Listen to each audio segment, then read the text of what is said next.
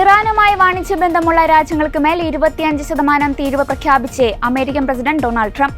സർക്കാർ വിരുദ്ധ പ്രതിഷേധങ്ങൾ മൂന്നാം ആഴ്ചയിലേക്ക് കടക്കുന്ന സാഹചര്യത്തിൽ ഈ നീക്കം ഇറാനെ സമ്മർദ്ദമുണ്ടാക്കിയേക്കും. ഈ അധിക തീരുവ ഉടൻ പ്രാബല്യത്തിൽ വരുമെന്ന് ട്രംപ് സോഷ്യൽ മീഡിയയിൽ കുറിച്ചു. ഇറാനിൽ സൈനിക നടപടിക്ക് മടിക്കില്ലെന്ന പ്രതികരണത്തിന് പിന്നാലെയാണ് ട്രംപിന്റെ തീരുവ പ്രഖ്യാപനം.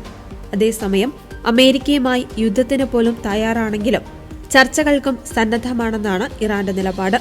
പരസ്പര ബഹുമാനത്തോടെയാകണം ചർച്ചകളെന്നും ഇറാൻ വ്യക്തമാക്കി. സൈനിക നടപടി ആലോചിക്കുന്നുവെന്ന അമേരിക്കൻ പ്രസിഡന്റിന്റെ പ്രസ്താവനയോടാണ് ഇറാന്റെ പ്രതികരണം. ട്രംപിന്റെ പ്രസ്താവനകൾ പ്രക്ഷോഭകാരികൾക്ക് പ്രോത്സാഹനമാകുന്നുവെന്നാണ് ആരോപണം. ഇതിനിടെ ഇറാനിൽ കൊല്ലപ്പെട്ട പോലീസ് ഉദ്യോഗസ്ഥരെ അനുസ്മരിച്ച് ദേശീയ ദുഃഖാചരണം നടത്തുമെന്നും സർക്കാർ വ്യക്തമാക്കി. സുരക്ഷാ സേനയിലെ 100-ലേറെ പേർ കൊല്ലപ്പെട്ടെന്നാണ് വാർത്താ ഏജൻസി റിപ്പോർട്ട് ചെയ്യുന്നത്. അതേസമയം രാജ്യത്തെ പ്രക്ഷോഭങ്ങളെ തുടർന്നുള്ള സമ്മർദ്ദം മറികടക്കുവാൻ ഇറാനിൽ നീക്കങ്ങൾ സജീവമാണ്. തലസ്ഥാനമായ ടെഹ്റാനിൽ വൻ ഭരണകൂട അനുകൂല റാലി നടന്നു. റാലിയിൽ 10 ലക്ഷത്തിലധികം പേർ പങ്കെടുത്തതായാണ് മാധ്യമ റിപ്പോർട്ടുകൾ.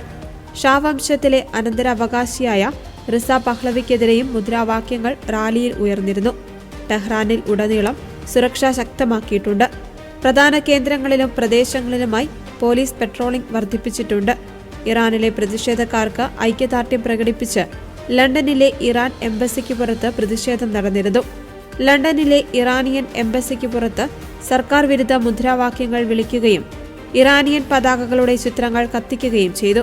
ഇറാനുമായി വാണിജ്യ ബന്ധമുള്ള രാജ്യങ്ങൾക്കുമേൽ 25% തീരുവ പ്രഖ്യാപിച്ച് അമേരിക്കൻ പ്രസിഡന്റ് ഡൊണാൾഡ് ട്രംപിന്റെ പ്രസ്താവന ഇന്ത്യയ്ക്കും തലവേദനയാണ്. നിലവിൽ റഷ്യയിൽ നിന്ന് എണ്ണ ഇറക്കുമതി ചെയ്യുന്നതിന് ശിക്ഷയായി 50% തീരുവയാണ് US ഇന്ത്യയ്ക്ക് മേൽ ചുമത്തിയത്. പുറമെയാണ് പുതിയ ഭീഷണി. ഇറാന്റെ ഏറ്റവും വലിയ വ്യാപാര പങ്കാളി ചൈനയാണെങ്കിലും ഇന്ത്യയും ഇറാനുമായി വാണിജ്യബന്ധം സൂക്ഷിക്കുന്നു. യുണൈറ്റഡ് അറബ് എമിറേറ്റ്സ്, തുർക്കി തുടങ്ങിയ രാജ്യങ്ങൾക്കും ഇറാനുമായി ബന്ധമുണ്ട്. ടെഹ്റാനിലെ ഇന്ത്യൻ എംബസിയുടെ കണക്കനുസരിച്ച് 2024-25 സാമ്പത്തിക വർഷത്തിൽ ഇന്ത്യ ഇറാനിലേക്ക് $1.24 ബില്യൺ സാധനങ്ങൾ കയറ്റുമതി ചെയ്തു. $0.44 ബില്യൺ സാധനങ്ങൾ ഇറക്കുമതിയും ചെയ്തു. ഇത് മൊത്തം വ്യാപാരം $1.68 ബില്യൺ ഇറാനുമായുള്ള വാണിജ്യ ബന്ധം.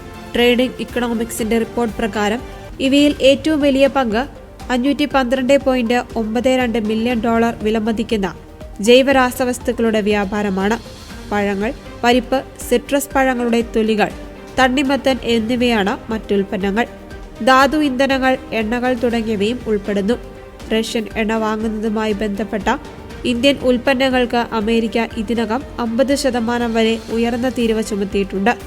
ഇറാൻ താരിഫ് കൂടി അമേരിക്ക നടപ്പാക്കിയാൽ ഇന്ത്യക്ക് മേൽ 75% തീരുവയാകും.